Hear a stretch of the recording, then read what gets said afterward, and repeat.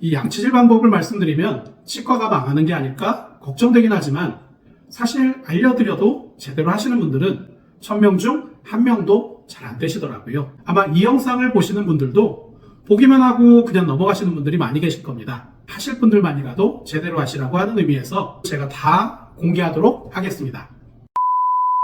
안녕하세요. 18년차 통합치과 전문의 김은입니다.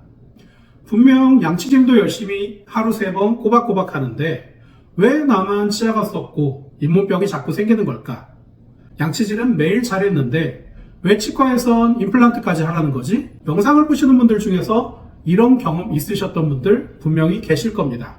이번 시간에는 여러분들이 이해하기 쉽고 당장 따라하실 수 있는 양치질 방법과 효과적인 양치질을 위한 칫솔, 치약의 선택 방법에 대해서 말씀드리도록 하겠습니다. 만약 오늘 말씀드린 것만 잘 따라하시면 평생 치과에서 치료받을 일이 없으실 수도 있습니다. 우선은 제가 어렸을 때 배운 양치질 방법부터 말씀을 드리겠습니다. 아마도 여러분도 대부분은 이런 방식으로 배우셨을 것 같습니다.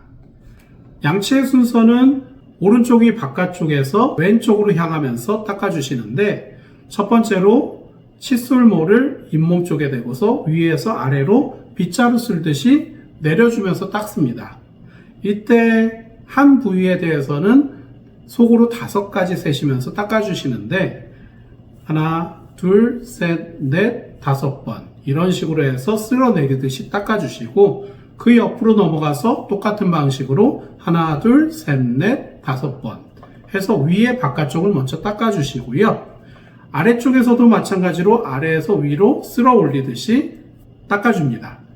이런 방식으로 해서 바깥쪽을 먼저 다 닦아주셨으면은 안쪽에서도 같은 방식으로 해서 아래에서 위로 쓸어 올리면서 하나, 둘, 셋, 넷, 5번 닦아주시고요.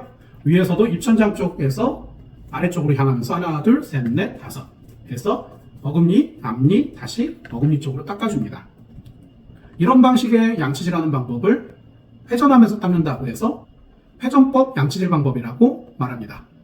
그렇다면은 이 방법으로 지금도 양치질을 하시는 분들이 많이 계실까요? 사실 저는 20년 넘게 치과를 전공하면서 이 방법으로 양치질하는 치과의사 선생님들을 본 적은 없습니다. 하다못해 저도 이 방법으로 닦아보려고 했는데 어딘가 부자연스럽고 일정한 각도와 힘으로 위아래를 쓸어내린다는 게 현실적으로는 쉽지 않은 방법이라 생각해서 왜 이게 국민 양치질인가 의심해오던 차에 제 속을 시원하게 해주는 연구 논문이 2019년 서울대 치의학대학원에서 발표되었습니다. 연구진은 28개의 잔존치아가 있는 만 19세에서 30세 성인 남녀 30명을 모집한 뒤 칫솔질 방법에 따른 치변세균막 지수를 비교 분석했습니다. 여기서 치변세균막 지수는 치아면에 붙어있는 세균막의 수치를 나타내는 것으로서 이 지수가 높을수록 양치질이 잘 안된다는 의미를 갖고 있습니다. 칫솔질 방법은 회전 동작, 수직 동작, 수평 동작, 사선 동작 등 5가지로 분류를 했는데 회전 동작이 2.44로 양치질 효과가 제일 안 좋게 나왔습니다. 양치를 안 한 치아의 세균막 지수조차도 2.52였다는 것으로서 0.08밖에 개선이 안 됐다는 겁니다. 결국 현재 아직도 상하 동작에 해당하는 회전법으로 주로 교육하는 국내 양치질 교육 실정은 변해야 된다는 연구 결과입니다. 실제로 충치가 생기는 부위 중에서 가장 심각하고 발견이 안 되는 부위는 치아와 치아 사이의 충치, 그 다음에 치아와 잇몸 사이의 충치입니다. 이 부위를 닦기 위해서는 상하 운동이 아니라 칫솔모를 가볍게 대고서 좌우로 진동을 통해서 닦아주셔야지 칫솔모가 그 사이로 들어가서 제대로 닦아낼 수가 있습니다.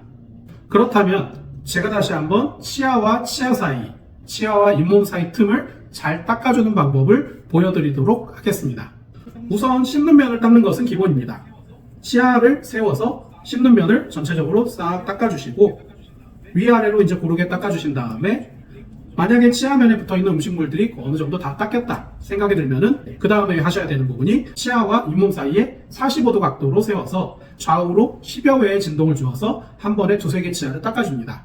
이런 방식으로 하나, 둘, 셋, 넷, 다, 여, 일곱, 여덟, 아홉, 열. 겉보기에는 치아 옆에 대고서 좌우로 문지르는 것 같지만은 정확히는 칫솔을 비스듬하게 접촉된 상태에서 치아와 잇몸 사이 틈으로 칫솔모의 일부를 밀어넣고 좌우로 마사지를 하듯이 진동을 주는 겁니다. 이때 칫솔모의 크기에 따라서 2개 정도의 치아가 포함돼서 닦여지고, 이런 식으로 10번의 진동을 준 다음에는 그 옆에 치아로 넘어가서 닦아줍니다. 바깥쪽을 쭉 닦아주시고, 안쪽 같은 경우는 조금 접근이 힘들지만은 그래도 이 45도 각도로 해서 잘 닦아주시고요. 앞니 같은 경우는 사실 이렇게 눕혀서 하기는 좀 힘듭니다. 그래서 치아를 약간 세운 방향에서 좌우 진동을 줍니다. 좌우 진동을 주면서 칫솔모가 잇몸과 치아 사이에 들어가는 느낌이 들게 가만히 진동을 내주시면은 그 사이에 음식물 찌꺼기나 치태가 잘 닦일 수가 있습니다.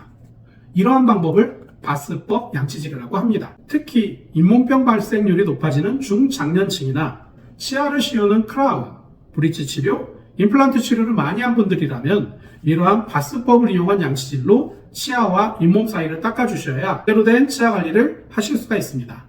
여기까지가 올바른 양치법에 대한 이야기였는데요. 열심히 하려고 마음먹었는데 막상 들어보니까 조금 어려우시죠?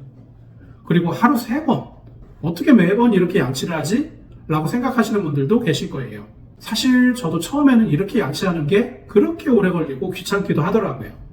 그래서 이렇게 양치법이 어렵고 귀찮은 분들께 말씀드리고 싶은 한 가지 해결책이 있는데, 그것이 바로 전동 칫솔을 사용하는 겁니다. 두 번째로 전동 칫솔의 선택 방법에 대해서 말씀드리겠습니다. 양치질을 열심히 잘하시는 분들 중에서 전동 칫솔을 쓰면 오히려 잘 안 닦이지 않나? 라고 생각하시는 분들이 계실 겁니다. 심지어 치과의사들 중에서도 전동 칫솔은 장애인이나 아이들만 쓰는 것이지 두 손이 멀쩡한데 왜 전동 칫솔을 쓰냐? 라고 말하시는 분들도 많이 계십니다. 만약 본인이 위에 말씀드린 양치법으로 양치질을 꼼꼼히 하실 수 있다면 이러한 전동 칫솔보다 수동 칫솔이 더 효율적이기도 합니다. 하지만 대부분 사람들은 올바른 양치질을 하시는데 시간도 많이 걸리고 균일한 힘으로 일정한 진동을 주기가 쉽지가 않습니다. 이런 경우에는 전동 칫솔의 도움을 받으면 더욱 꼼꼼하고 빠르게 칫솔질이 가능할 수가 있습니다. 전동 칫솔은 작동 방식에 따라서 두 가지로 나뉘는데, 모터가 칫솔모를 진동 회전시키는 방식인 진동 회전식 전동 칫솔과 초음파 모터의 진동을 분리형 칫솔 몸통에 전달하여 칫솔모가 고속으로 떨리게 이를 닦아주는 방식인 음파 방식 전동 칫솔입니다. 음파 진동 방식의 전동 칫솔은 물리적인 회전이 아니라 진동 방식으로 세정력은 약한 편입니다. 하지만 회전 진동 방식은 세정력은 좋은 반면에 치면이나 잇몸의 태축을 발생시킬 수가 있고, 칫솔모가 둥그란 형태이다 보니까 앞서 설명한 수평 진동을 이용한 양치질은 불가능할 수밖에 없습니다. 음파 진동 방식의 전동 칫솔을 쓰게 되면은 과도하게 잇몸을 누르지 않더라도 적절하게 45도로 치아와 잇몸 사이에 칫솔모를 대기만 하면은 이 사이 잇몸을 효과적으로 잘 닦아낼 수가 있다는 게 포인트입니다. 하지만 아까 말씀드렸다시피 음파 진동 방식의 전동 칫솔은 이러한 치아면을 닦기에는 세정력이 약간 떨어질 수가 있는데요.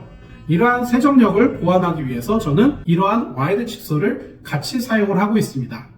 이 와이드 칫솔은 6줄로 되어 있어서 빠르고 쉽게 전체 치아를 닦아주고, 그런 다음에 이러한 음파 진동 방식의 전동 칫솔로 바스법을 이용한 방법으로 치아와 잇몸 사이를 닦아줄 수가 있습니다. 서로 간의 단점을 보완해 두 개의 칫솔을 사용하시면은 100점짜리 완벽한 양치질을 하실 수가 있습니다. 자, 이렇게 양치질과 칫솔을 고르는 방법에 대해서 배워보았는데요. 올바른 양치질을 위해서 제대로 된 양치질 방법과 올바른 칫솔을 선택하셨다면 한 가지가 더 남아 있습니다.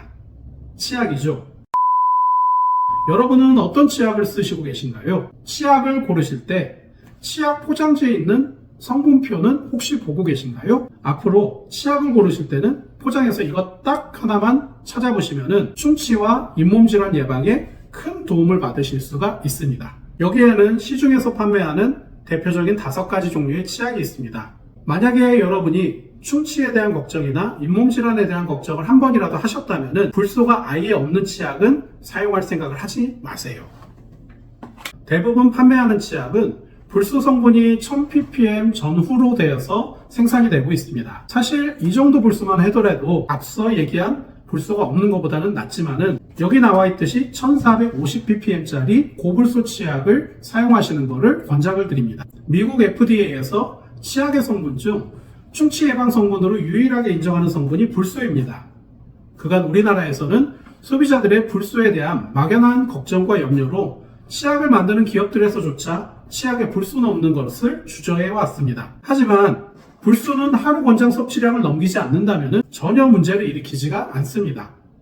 시중에 판매하는 고농도 불소 치약이나 가글에 포함된 불소는 몸에 전혀 해롭지 않은 소량입니다. 그렇다면 불소가 얼만큼 포함이 된 치약을 써야 할까요?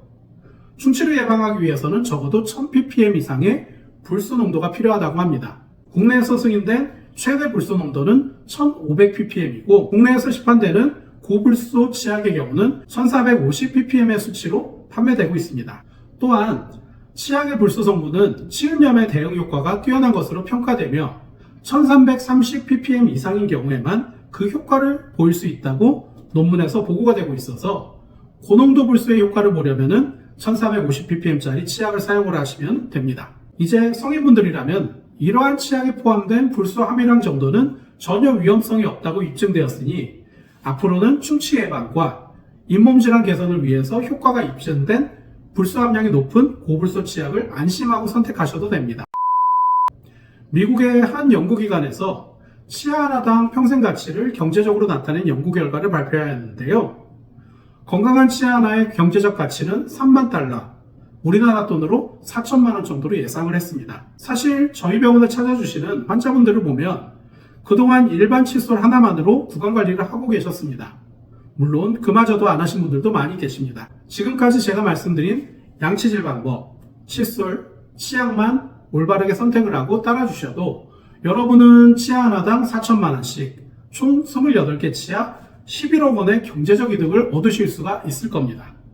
지금까지 제가 알려드린 올바른 양치질 정보 어떠셨나요? 긴 내용이었지만 영상을 통해 여러분께 많은 도움이 되셨길 바랍니다. 잘못된 양치 습관으로 인해서 고생하시는 여러분의 가족, 지인분들께도 이 영상을 많이 공유해 주시면 대단히 감사하겠습니다. 오늘 영상은 여기까지 하겠습니다. 안녕.